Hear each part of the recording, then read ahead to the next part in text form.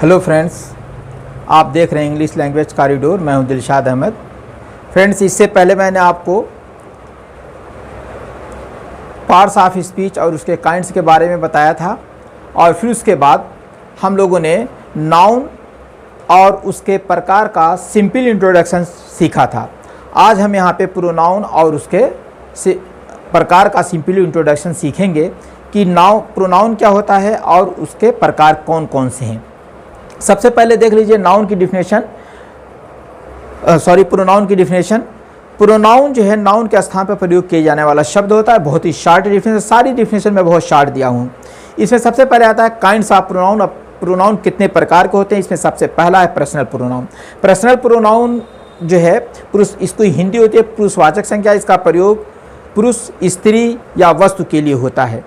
इसमें इसका एग्जाम्पल आप देख लीजिए, I, we, you, he, she, it, they. फिर उसके बाद इसका जो है फंक्शन होता है। ये फंक्शन कैसे करते हैं देख लीजिए। फंक्शन ये होता है, ये कभी सब्जेक्ट बनते हैं, कभी ऑब्जेक्ट बनते हैं, कभी पसेसिव एडजेक्टिव बनते हैं, कभी पसेसिव प्रोनाउन बनते हैं, कभी रिफ्लेक्सिव प्रोनाउन बनते हैं। ये इतने तरीके से सेंटेंस में काम करते हैं।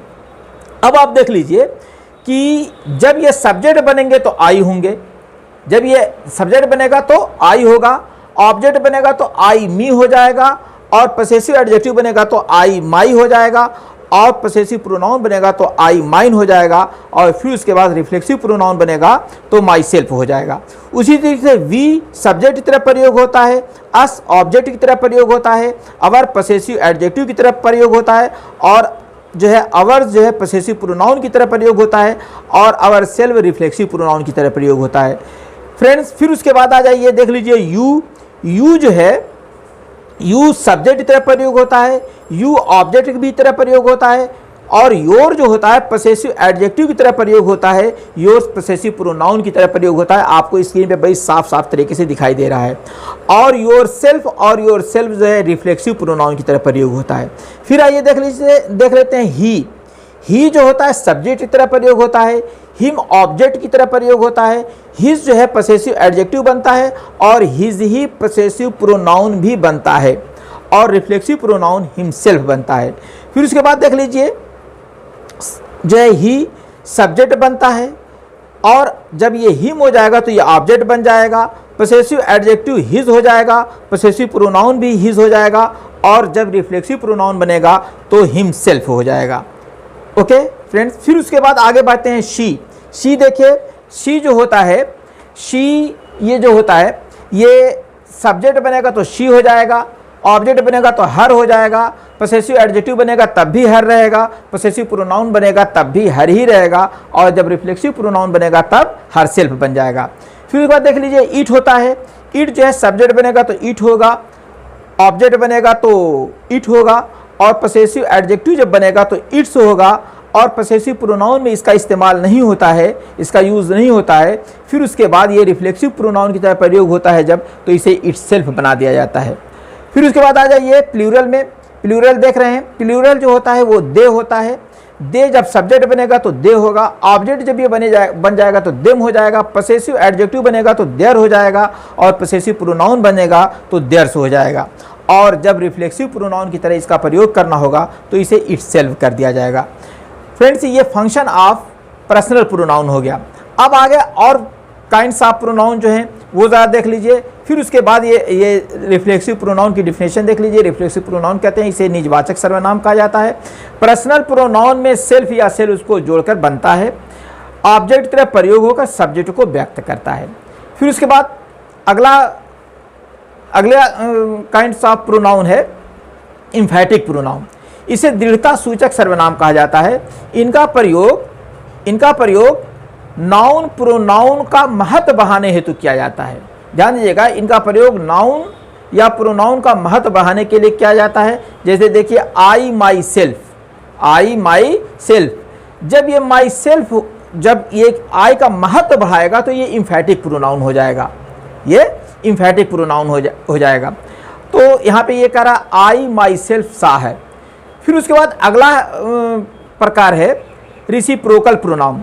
रिसिप्रोकल प्रोनाउन जो होता है इसे परस्पर वाचक सर्वनाम कहा जाता है। ये दो सर्वनाम से मिलकर बनते हैं तथा एक दूसरे से परस्पर संबंध को व्यक्त करते हैं। ये एक दूसरे से परस्पर संबंध को व्यक्त करते हैं। फिर उसके बाद देख लीजिए, इसका एग्जाम्पल है वन अनदर ईच अदर, ये रिसिप्रोकल प्रोनाउन है। फिर उसके बाद देख लीजिए डिमॉन्स्ट्रेटिव प्रोनाउन है। डिमॉन्स्ट्रेटिव प्रोनाउन बहुत ही आसानी है, जब किसी चीज़ को किसी नाउन या प्रोनाउन को संकेत करने के लिए कहा जाता है तो संकेत करने वाला शब्द जिसके लिए संकेत के लिए जिस शब्द का प्रयोग किया जाता है उस शब्द को डिमॉन्स्ट्रेटिव प्रोनाउन कहा जाता है। इसका एग्जाम्पल देख लीजिए, दिस, दैट, दीज, दोज। जैसे this is a pen, that is a cat, these are books, those are cats.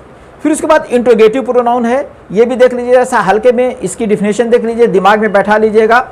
जिस शब्द का प्रयोग करके प्रश्न पूछा जाता है उसे इंट्रोगेटिव प्रोनाउन कहते हैं। जिस शब्द का प्रयोग करके प्रश्न पूछा जाता है उसे इंट्रोगेटिव प्रोनाउन कहते हैं। अगला देख लीजिए इंडेफिनिट प्रोनाउन। इंडेफिनिट प्रोनाउन होता है जिसे अनिश्चयवाचक सर्वनाम कहा जाता है। जो शब्द किसी निश्चित व्यक्ति या वस्तु को प्रकट नहीं करते हैं, जो शब्द किसी निश्चित व्यक्ति या वस्तु को प्रकट नहीं करते हैं उसे इंडेफिनिट प्रोनाउन कहा जाता है। इसका एग्जाम्पल है सम, मेनी, ऑल, समबडी। ये किसी को निश्चित नहीं करते हैं कि ये वो ऐसी सम या ऑल, मेनी, समबडी, इस तरीके से इसका प्रयोग होता है। फिर उसके बाद देख लीजिए डिस्ट्रीब्यूटिव प्रोनाउन। डिस्ट्रीब्यूटिव प्रोनाउन क्या होता है? इसे विभाग सूचक सर्वनाम कहा जाता है। यानी कि कुछ लोग हैं उसमें से अगर किसी को अलग कर दिया जाए या एक ग्रुप बना के अलग कर दिया जाए या कई ग्रुप बना के अलग अलग कर दिया जाए तो उनके लिए अलग अलग के लिए जब ये शब्द का प्रयोग किया जाता है तो इसे डिस्ट्रीब्यूटिव प्रोनाउन कहा जाता है। जैसे देखिए ईदर है, नीदर है, नन है, ईच है। अब इसका एग्जाम्पल देख लीजिए, either of you can play. फिर उसके बाद दूसरा है neither of you can dance, none can drive, each can go. तो ये एक एक लोगों के लिए या एक ग्रुप के लिए जो है प्रयोग किया गया है। फिर उसके बाद देख लीजिए रिलेटिव प्रोनाउन है। रिलेटिव प्रोनाउन क्या होता है? बहुत ही आसान है। रिलेटिव प्रोनाउन देख लीजिए, इसका प्रयोग किसी संज्ञा से संबंध दिखाने के लिए किया जाता है। इसका प्रयोग किसी संज्ञा से संबंध दिखाने के लिए किया जाता है। और इसका एग्जाम्पल है देख लीजिए हु, या इसका एग्जाम्पल देख लीजिए सेंटेंस में, I know the man who hit the car. दूसरा है देखिए I know the man, man जो है मैन को बता रहा है हु। ये मैन और हु जो है ये हु मैन से संबंध स्थापित करता है, इसलिए इसको क्या कहेंगे आप लोग? सीधे सीधे इसको कहा जाएगा रिलेटिव प्रोनाउन, क्योंकि ये उससे संबंध स्थापित करता है तो इसको रिलेटिव प्रोनाउन कहा जाता है। फिर उसके बाद इसमें दूसरा सेंटेंस मैंने दिया था, these those whom you love, those whom you love. ये जो है जिसको आप प्यार करते हो इज लकी। तो इसमें भी हुम जो है ये क्या हो जाता है? ये रिलेटिव प्रोनाउन कहा जाता है, इसे संबंधवाचक सर्वनाम कहा जाता है। फ्रेंड्स, ये आज हमने प्रोनाउन और प्रोनाउन के प्रकार का एक हल्का सा इंट्रोडक्शन पढ़ा है। हम आगे वीडियो में इसको डिटेल पढ़ेंगे और डिटेल आप जानिएगा। पहले आप इसको देख लीजिए, समझ लीजिए, माइंड में बैठा लीजिए। जब इसकी डिटेल पढ़ेंगे तो आपको फटाफट समझ में आ जाएगा, आपको बहुत ज़्यादा मेहनत नहीं करनी पड़ेगी। फ्रेंड्स, अगर ये वीडियो आपको पसंद आया हो तो लाइक कीजिएगा, शेयर कीजिएगा, और अगर आप चैनल पर नए हो तो इस चैनल को सब्सक्राइब कर लीजिए, क्योंकि इस तरीके के इंटरेस्टिंग वीडियो आपको मिलते रहेंगे।